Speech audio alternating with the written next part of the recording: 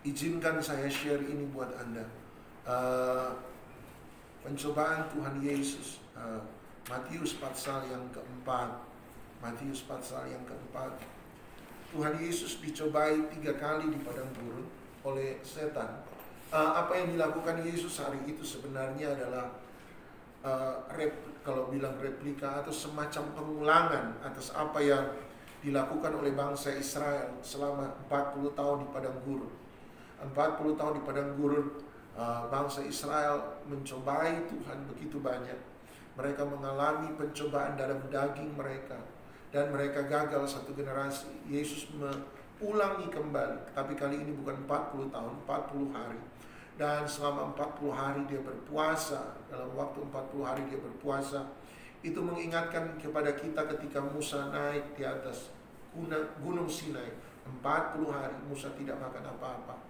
Elia juga 40 hari ketika naik ke gunung Sinai juga tidak makan apa-apa. Yesus di padang gurun juga selama 40 hari tidak makan apa-apa. Dia mengalami hadirat Tuhan di sana. Tetapi juga dia menyediakan ruang di mana iblis bisa mencobai dia. Dan saya percaya bahwa 3 pencobaan setan hari itu sebenarnya ada 3 pencobaan yang bukan hanya dialami oleh Yesus, tetapi sebenarnya juga dialami oleh setiap kita yang percaya kepada dia. Nah, mari kita lihat 3 pencobaan itu. Mulai dari ayat pertama. Matius 4 ayat 1. Maka Yesus dibawa oleh Roh ke padang gurun untuk dicobai iblis. Dan setelah berpuasa 40 hari dan 40 malam, akhirnya laparlah Yesus. Lalu datanglah si pencoba itu dan berkata kepadanya, jika engkau anak Allah, perintahkanlah supaya batu-batu ini menjadi roti. Tetapi Yesus menjawab, ada tertulis, manusia hidup bukan dari roti saja, tetapi dari setiap firman yang keluar dari mulut Allah. Perhatikan pencobaan pertama dari setan. Setan berkata, jika engkau anak Allah, maka robalah batu menjadi roti. Jadi pencobaan pertama menunjuk pada kalimat jika engkau anak Allah. Iblis tidak ada dalam bisnis membuat orang susah, sebab ya pada dasarnya semua yang mengikuti dia, setan, akan susah. Tetapi dia tidak ada pada bisnis untuk menyusahkan orang, sebab ada orang mencari kekayaan lewat setan. Setan bisa membuat orang bersenang-senang, setan bisa membuat orang kaya, sebab iblis memang tidak ada dalam miskin untuk memiskinkan orang. Ya, mereka yang ikut dia, jangan salah mengerti, mereka yang mengikuti dia pasti akan menderita. Tetapi setan juga bisa buat orang senang, setan juga bisa buat orang kaya. Sebab tujuan setan bekerja dalam hidup seseorang bukan untuk membuat orang miskin. Dia bukan satu pribadi yang senang melihat orang miskin, bukan. Dia bukan pribadi yang senang melihat orang susah. Walaupun sekali lagi, garis bawahi, semua yang ikut dia pasti akan menderita. Tetapi dia juga bisa buat kaya orang. Makanya ada orang pergi ke Gunung Kawi supaya bisa kaya. Kekayaan dari setan. Tujuan utama setan bekerja dalam hidup seseorang bukan untuk membuat orang miskin, bukan untuk membuat orang susah. Tetapi tujuan utama setan bekerja dalam hidup seseorang untuk menghancurkan identitas seseorang yang benar. Jika engkau anak Allah, yang dia serang selalu nomor 1 adalah identitas seseorang. Yang dia serang selalu adalah identitas seseorang. Coba Anda pergi ke Lukas pasal yang ke-22, Lukas pasal 22 ayat 31 mulai. Lukas 22 ayat 31. Lukas 22 ayat 31. Satu kali Tuhan Yesus berkata begini kepada Petrus. Tuhan berkata, Simon, Simon, lihat iblis telah menuntut untuk menampi kamu seperti gandum. Ayat 32, tetapi aku telah berdoa untuk engkau supaya imanmu jangan gugur. Dan engkau, jikalau engkau sudah insaf, kuatkanlah saudara-saudaramu. Jawab Petrus, Tuhan, aku bersedia masuk penjara dan bahkan mati bersama-sama dengan engkau. Perhatikan ayat 34. Tetapi Yesus berkata, aku berkata kepadamu, Petrus, hari ini ayam tidak akan berkokok sebelum engkau 3 kali menyangkal bahwa engkau mengenal aku. Perhatikan ayat 31 dan bandingkan ayat 31 dengan ayat 34. Tuhan Yesus memanggil satu orang yang sama dengan 2 nama yang berbeda. Ayat 31 dia berkata, Simon, Simon, lihatlah iblis telah menuntut untuk menampi engkau seperti seseorang menampi gandum. ayat 34 tiba-tiba kepada orang yang sama dia berkata, sesungguhnya aku berkata kepadamu Petrus bahwa ayam tidak akan berkokok sebelum engkau menyangkal aku 3 kali. Dia menyebut satu orang yang sama dengan 2 nama yang berbeda. Pertama dia panggil orang itu Simon, dan yang kedua dia panggil orang itu Petrus. Nama sesungguhnya orang itu siapa? Ada yang jawab Simon Petrus. Tolong jangan jawab begitu.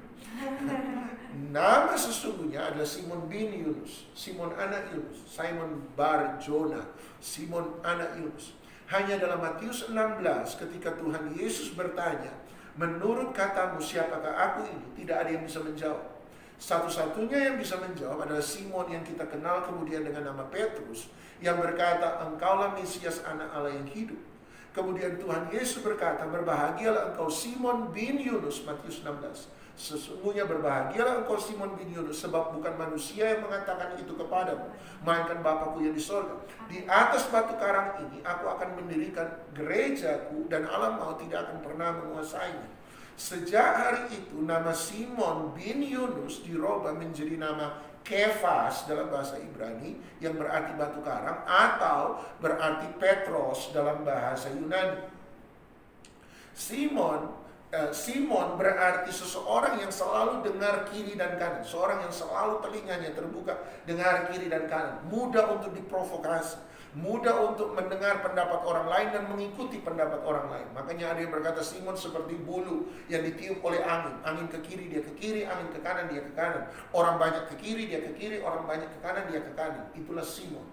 Tetapi kemudian dia berkata, namamu bukan lagi orang yang selalu tergantung pada apa kata orang, pendapat orang, tetapi engkau akan hidup menjadi batu karang, Petros. Sejak hari itu mereka memanggil dia bukan lagi Simon, mereka memanggil dia Petrus.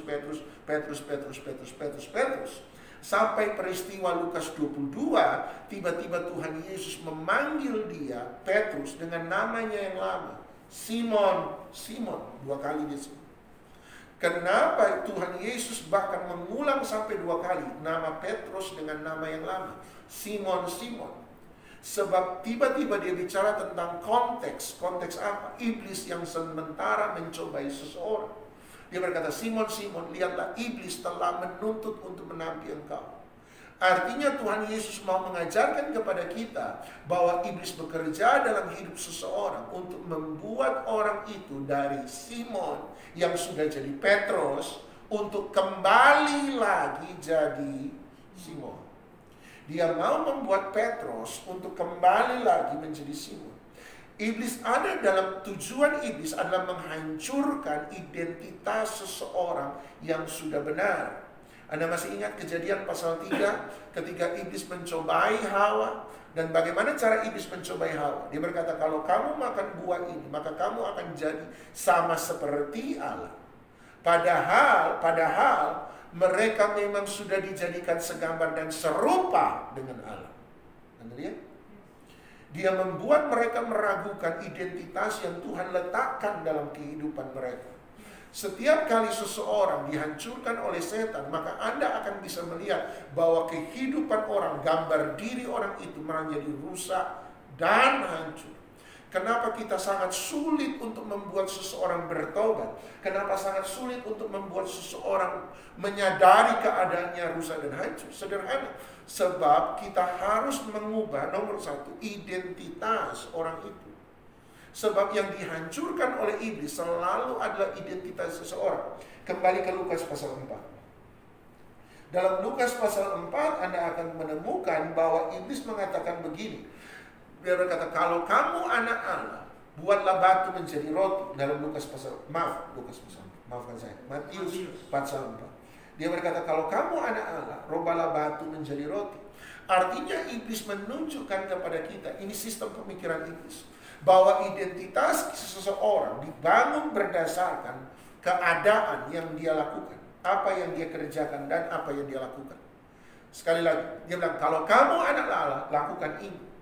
Jadi iblis memasukkan dustanya bahwa identitas seseorang dikerjakan oleh dibentuk oleh apa yang dia kerjakan dan apa yang dia lakukan. Identitas seseorang dibangun oleh keadaan. Oh, kalau kamu banyak pekerjaan berarti kamu orang penting. Walaupun kita tahu Anda banyak bekerja, belum tentu Anda orang penting. Seringkali yang paling banyak bekerja bukan bos, yang paling banyak bekerja bawahan. Seseorang pada tingkat yang paling tinggi bukan karena dia melakukan pekerjaan yang paling banyak. Seseorang ada pada tingkat paling tinggi sebab dialah yang memikul tanggung jawab yang paling besar.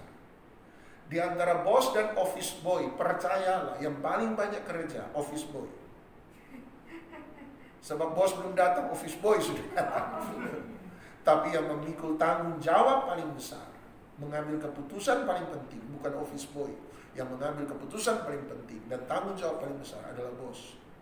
Kenapa dia memiliki gaji yang paling tinggi? Sederhana, sebab dia memikul tanggung jawab paling besar dan mengambil keputusan paling penting. Iblis balik, iblis menjadikan seseorang berkata, oh kalau kamu lakukan banyak hal, engkau orang penting. Walaupun engkau melakukan banyak hal, belum tentu engkau orang penting.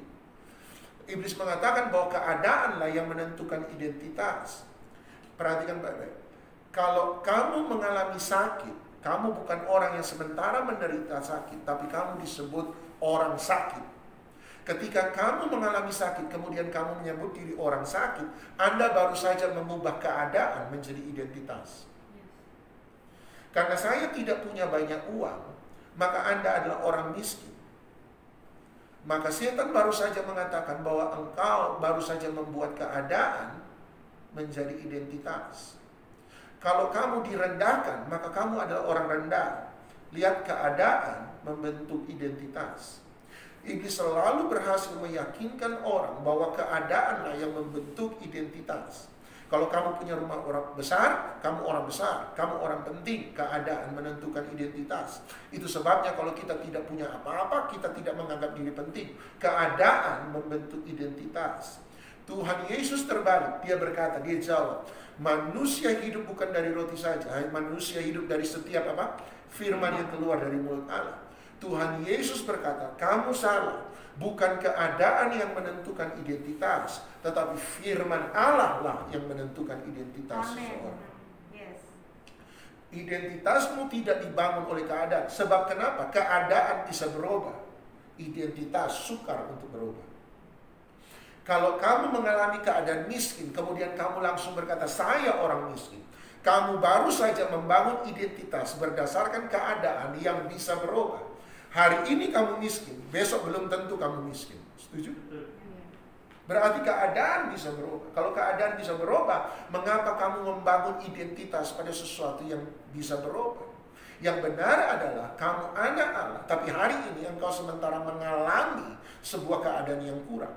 Kamu mengalami kekurangan, tetapi kekurangan dalam hidupmu tidak akan pernah menentukan identitas. Yes, amen. Tuhan Yesus berkata, sebab identitasmu tidak dibangun oleh keadaan, identitasmu dibangun oleh firman Tuhan. Yes. Ingat kisah Gideon? Alkitab berkata Gideon sementara mengirik gandum di tempat pemerasan anggur. Kenapa Gideon mengirik gandum di tempat pemerasan anggur? Sebab dia takut. Sebab setiap kali terjadi panen di Israel hari itu, orang Amalek dan Midian menghancurkan panen mereka. Semua yang ada di situ yang mencoba untuk mempertahankan panen mereka akan dibunuh.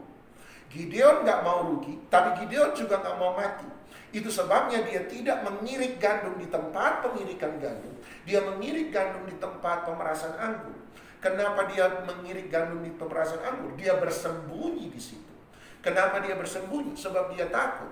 Tiba-tiba ketika malaikat muncul, ada yang masih ingat cerita Gideon? Apa yang dikatakan malaikat Tuhan pertama kali kepada Gideon? Berbahagialah engkau pahlawan yang gagah berani. Seorang pengecut lagi bersembunyi, tiba-tiba malaikat muncul dan berkata, engkau pahlawan yang gagah berani. Bayangkan orang lagi sembunyi, tiba-tiba malaikat berkata, engkau pahlawan yang gagah berani. Berarti identitas Gideon tidak dibangun oleh kondisinya hari itu.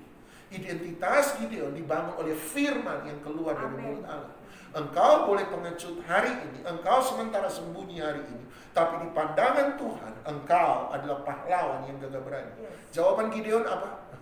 Kalau Tuhan mau berkenan dengan kami bangsa Israel, kenapa Tuhan tidak menolong kami seperti cerita nenek moyang kami? Dan Tuhan berkata, oke, aku akan menolong Israel, tapi aku menolong Israel lewat kamu. Anda tahu jawaban Gideon? Kenapa saya? Bukankah aku berasal dari suku Manasye, suku yang kecil hari itu? Bukankah keluargaku adalah keluarga yang paling kecil di antara semua suku Manasye? Bukankah aku adalah anak yang paling kecil dari semua anak-anak bapakku? Artinya Gideon berkata, kalau mau pilih orang, cari orang yang besar. Tiba-tiba malaikat Tuhan berkata, tidak, aku pilih kamu. Kenapa? Sebab engkau pahlawan yang gagah berani. Kalau saya Gideon, what? Nggak lihat, gue lagi sembunyi di sini. Aku pengecut. Tapi Tuhan berkata, engkau pahlawan yang gagah berani. Sebab identitas seseorang tidak pernah ditentukan oleh apa kata orang. Identitas seseorang tidak pernah ditentukan oleh keadaan yang sementara dialami hari ini. Identitas seseorang bahkan tidak ditentukan oleh perasaan yang dia rasakan. Tapi identitas seseorang dibangun oleh setiap firman yang keluar dari mulut Allah. Kalau Tuhan bilang engkau pahlawan yang gagah berani, coba tebak, engkau adalah pahlawan yang gagah berani.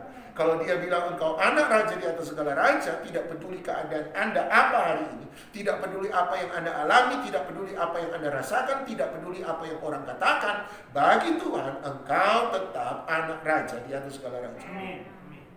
Identitas seseorang dibangun oleh setiap firman yang keluar dari mulut Allah. Matius pasal 4 kembali. Waktu setan mendengar bahwa identitas dibangun oleh dasar firman, lihat pencobaan kedua. Kalau saya setan, saya bukan setan, tapi kalau saya setan. Tapi kalau saya setan, maka kalau saya mendengar bahwa Tuhan berkata, Yesus berkata identitas dibangun atas firman, maka yang saya akan lakukan adalah saya akan menyerang firman.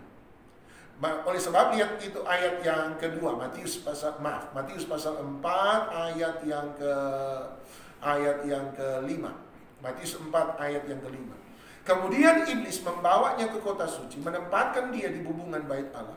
Lalu berkata kepadanya, jika engkau anak Allah, dia menyerang identitas. Tunggu dulu. Jika engkau anak Allah, perhatikan, jatuhkanlah dirimu ke bawah, sebab ada tertulis mengenai engkau. Dia akan memerintahkan malaikat-malaikatnya dan mereka akan menatang engkau di atas tangannya, supaya kakimu jangan terantuk kepada batu.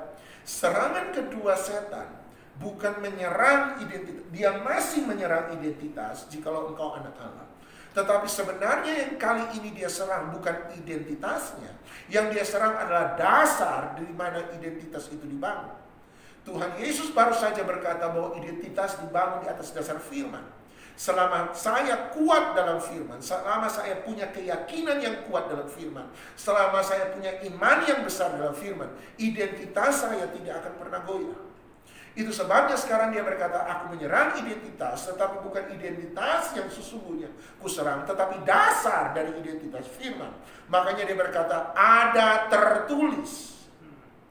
Dan apa yang dia katakan dalam kata ada tertulis, firman, dia berkata, mengenai engkau, Tuhan akan memerintahkan malaikat-malaikatnya, dan mereka akan menatang engkau di atas tangannya, supaya kakimu jangan terantuk kepada batu. Perhatikan ayat 7, Tuhan Yesus berkata, Yesus berkata kepadanya, ada pula tertulis, kemudian berkata, janganlah engkau mencobai Tuhan Allah.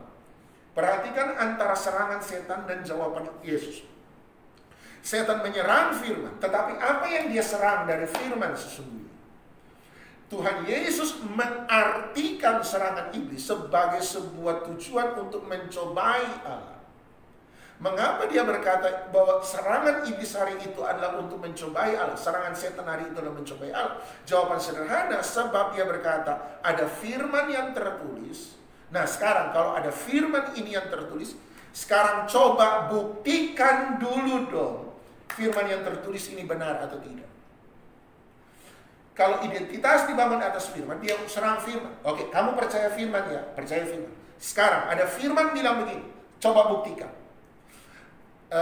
Mungkin Anda pernah dengar ini. Orang bilang begini, kalau Tuhan sembuhkan saya, baru saya percaya. Kalau Tuhan tolong saya, baru saya percaya. Oh, kalau terjadi mujizat seperti yang kamu bilang, barulah saya percaya. Jadi seringkali setan membalik antara iman dan kenyataan. Kenyataan harus iman harus terjadi lebih dahulu sebelum kenyataan terjadi. Yes. Sebab kalau kenyataan sudah terjadi sebelum iman jadi, maka Anda tidak lagi membutuhkan iman. Gini. Iman diperlukan bukan karena saya sudah melihat. Iman itu dibutuhkan justru waktu saya belum melihat. Kalau Anda sudah melihat jawaban Tuhan, maka Anda tidak lagi butuh percaya. Sebab Anda sudah lihat jawaban Tuhan. Kalau sudah sembuh, Anda nggak perlu lagi percaya untuk sembuh. Sebab kesembuhan sudah jadi. Iman dibutuhkan bukan karena saya sudah melihat. Iman itu dibutuhkan justru karena saya belum melihat. Iman dibutuhkan bukan karena saya sudah mendapat. Iman dibutuhkan justru karena saya belum mendapat. Iman dibutuhkan bukan karena saya sudah mendengar atau saya sudah mendapat janji seseorang. Iman diperlukan justru waktu saya belum menemukan siapapun yang berjanji akan menolong saya. Kalau Anda sudah melihat, kalau sudah ada uang di tangan Anda sudah nggak perlu yang namanya iman terhadap pertolongan Tuhan. Sebab Anda sudah pegang, Anda sudah lihat. Iman dibutuhkan bukan warna kita melihat. Iman dibutuhkan justru karena kita belum melihat. Iblis berkata, buktikan dulu, lihat dulu, baru saya percaya. Tuhan Yesus kemudian berkata, kalau kamu benar-benar percaya pada Tuhan, kalau kamu sudah percaya pada Tuhan, kenapa kamu butuh bukti? Bukti diperlukan bukan karena kamu sudah. Bukti diperlukan bukan karena kamu sudah melihat. Bukti diperlukan justru karena kamu belum melihat. Ibrani 11 berkata bahwa iman itu sendiri adalah bukti dari segala sesuatu yang belum kita lihat. Artinya kalau Anda belum lihat, Anda butuh iman. Kalau kamu sudah percaya pada Tuhan, ini jawabannya. Kalau kamu percaya pada Dia, kenapa kamu butuh bukti? Bukankah percaya itu benar-benar adalah bukti? Kalau kamu sudah beriman pada Dia bahwa Tuhan itu baik, kenapa kamu perlu lagi Tuhan buktikan pada saya bahwa Tuhan itu baik? Berarti kalau kamu butuh bukti, jawabannya adalah karena kamu belum percaya. Setuju? Sebab percaya itu iman, itu adalah bukti. Bukti itu sendiri. Orang yang sudah beriman itu nggak perlu dikasih macam-macam. Udah dia itu sudah percaya. Walaupun dia tidak ngalami, dia itu tetap percaya. Sebab dia sudah punya bukti. Iman itu adalah bukti dari segala sesuatu yang kita belum lihat. Kalau kamu sudah percaya sama Tuhan bahwa Tuhan itu Maha Kuasa, kenapa kamu harus membuktikan lagi bahwa Tuhan Maha Kuasa? Kamu sudah percaya. Bukti diperlukan bukan bagi mereka yang sudah percaya. Bukti diperlukan bagi mereka yang belum percaya. Sampai sini setuju? Tuhan Yesus kemudian membalik. Dia berkata begini. Kamu berkata bahwa harus berbukti baru kemudian kamu percaya. Buktikan dulu. Lemparkan dirimu dari tempat ini. Maka sesuai dengan firman, malaikat-malaikat akan datang menatang engkau. Buktikan dulu kepada. Tuhan Yesus jawab, kalau saya sudah percaya, kenapa saya perlu bukti? Semoga Anda dapat. Jadi Tuhan Yesus menegaskan kepada iblis, iblis menyerang identitas. Tuhan Yesus berkata, no, identitas tidak dibangun di atas dasar keadaan, identitas dibangun di atas dasar firman. Itu sebabnya yang dia menyerang firman. Sebab dia tahu yang menjadi kekuatan dari firman adalah iman. Dia berkata, buktikan dulu. Nah, kamu berkata bahwa Tuhan Yesus sanggup menyembuhkan. Kenapa kamu sakit? Mana? Sesuai dengan firmanmu, mana? Bagi kita yang sudah percaya, sekalipun hari ini saya sakit, saya belum melihat kesembuhan, tetapi itu tidak akan mempengaruhi iman saya. Kenapa? Sebab saya mengenal Dia. Dia berkata, jangan mencobai Tuhan Allahmu. Allahmu, bukan Allah si A, Allah si B, Allah si C. Artinya Allah yang membangun sebuah relasi. Iman timbul dari sebuah relasi. Iman timbul dari sebuah hubungan dengan Tuhan. Dan kalau kamu punya hubungan dengan Dia, kamu sudah percaya dengan Dia, bahwa kamu benar-benar percaya karena hubunganmu dengan Dia, kamu mengenal Dia sungguh-sungguh, kamu sudah gak perlu bukti. Iblis ketika mendengar itu, bahwa identitas dibangun di atas firman, firman dibangun di atas dasar hubungan, relasi dengan Tuhan, satu kepercayaan yang dibangun karena pengenalan pribadi akan Tuhan. Maka serangan ketiga adalah serangan terhadap hubungan kita dengan Tuhan. Matius pasal 4. Matius pasal 4, kemudian yang terakhir ayat 8, dia berkata, dan iblis membawanya pula ke atas gunung yang sangat tinggi, memperlihatkan kepadanya semua kerajaan dunia dan kemegahannya, dan berkata kepadanya, semua itu akan kuberikan kepadamu jika engkau sujud menyembah aku. Ayat 9, sujud menyembah aku, itu yang dia serang. Ayat 10, maka berkatalah Yesus kepadanya, enyalah iblis, sebab ada tertulis, engkau harus menyembah Tuhan Allahmu, dan hanya kepada Dia sajalah engkau berbakti. Ketika Tuhan Yesus berkata bahwa iman dibangun di atas dasar relasi, sebuah hubungan dengan Tuhan, sebuah kepercayaan yang dibangun di atas dasar pengenalan pribadi dengan Tuhan, tiba-tiba dia menyerang hubungan pribadi dengan Tuhan. Dia berkata, aku beri semua ini, kerajaan dunia ini, asal engkau sujud menyembah aku. Kata menyembah di sana, kata menyembah menggunakan kata proskuneo, yang berarti sujud menyembah sampai ke tanah. Engkau menyembah ke tanah dengan mencium tanah. Mencium bicara tentang sebuah tindakan intim, sebuah tindakan kasih. Itu yang dia serang, sebab Tuhan Yesus berkata bahwa iman dibangun di atas dasar relasi dengan Tuhan. Itu sebabnya dia menyerang relasi dengan Tuhan. Nah, kata penyembahan itu sendiri ada 3. Kata penyembahan itu sendiri ada 3 kata umum yang hari ini saya mau angkat. Ada beberapa, tapi 3 kata umum yang saya mau angkat dan buat saya berhubungan satu sama lain. Nomor 1, proskuneo, seperti yang saya katakan tadi. Proskuneo adalah tindakan sujud sampai di tanah, mencium tanah. Kata mencium bicara tentang tindakan yang intim. Jadi proskuneo bicara tentang sebuah penundukan diri, sebuah penyembahan yang muncul karena keintiman dengan Tuhan secara pribadi. Jadi sebuah tindakan pelayanan kepada Tuhan karena tindakan pelayanan berdasarkan penyembahan pribadi, hubungan pribadi kepada Tuhan. Kata kedua, kata ibadah, kata berbakti, kata menyembah yang bisa dipakai kedua adalah latruo. L-A-T-R-U-E-O, latruo. Latruo dalam Roma 12 ayat 1 kita tahu, oleh karena kemurahan Allah aku menasihatkan kamu saudara-saudara supaya kamu mempersembahkan tubuhmu sebagai persembahan yang hidup, kudus, berkenan pada Allah, sebab itu adalah ibadahmu yang sejati. Kata ibadah yang sejati, ibadah di sana menggunakan kata latruo. Latruo, dari situ datang kata liturgi. Dari kata latruo datang kata liturgi. Latruo buat saya adalah satu tindakan penyembahan kepada Tuhan dengan cara melayani sesama orang percaya. Proskuneo adalah tindakan penyembahan kepada Tuhan dengan cara pelayanan pribadi kita kepada Tuhan.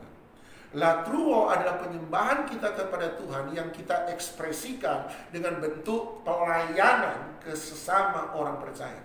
Jadi kalau saya kumpul begini, ini nggak bisa disebut proskuneo, ini akan disebut sebagai latruo. Saya berkhotbah di hadapan Anda, itu latruo, liturgi. Kita nyembah, kita tepuk tangan, memuji Tuhan, kita angkat tangan, itu latruo.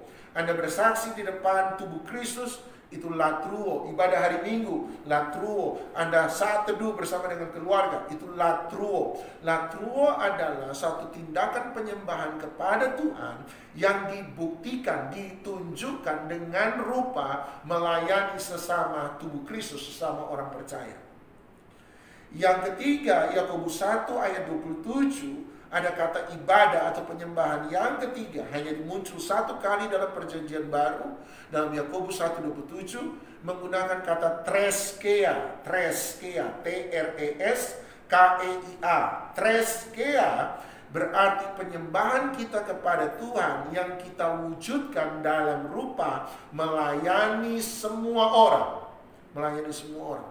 Di luar dari tubuh Kristus, semua orang. Jadi kita beri makan pada orang miskin, itu treskea. Kita melayani mereka yang tertindas, itu treskea.